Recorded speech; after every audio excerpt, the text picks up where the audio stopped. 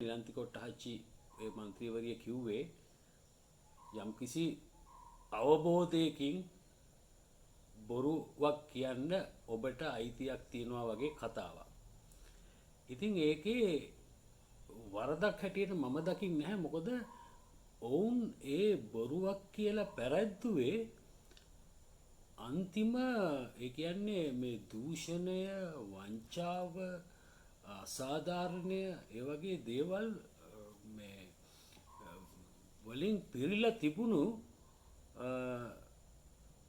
දේශපාලන ක්‍රමයක් තමයි උන්ගේ පැරැද්දුවේ. ඉතින් ඒකට මේ බොරුවක් දෙකක් කිව්වා කියලා මොකක්ද ඒකේ තියෙන ප්‍රශ්නේ? ඒකේ ප්‍රශ්නයක් තියනවද?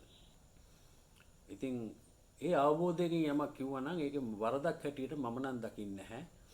දකින්න නැති ප්‍රධාන හේතුව තමයි ඔවුන්නේ විපර්යාසය කරන්න ඒක ලේසි පහසු දෙයක් නෙමෙයි. ඒක කරපු දේ අවුරුදු දශක 7කට පස්සේ ඒක හින්දා ඒකට ඒ අවශ්‍ය යම්කිසි බොරුවක් දෙකක් කියන්න උනා නම් ඒක මම හිතන්නේ මේ රටේ ජනතාවට අලුත් දෙයක් කියලා. මොකද කියපු බොරු වලට අනුව මේක මහ ලොකු දෙයක් නෙමෙයි කියලා මට හිතෙන්නේ. මොකද මේ ඔබලා අපි හොඳටම දන්නවා මේ රට තුල ජීවත් වෙලා කොච්චර මේ බොරු වලට අපි සවන් දුන්නද කියලා.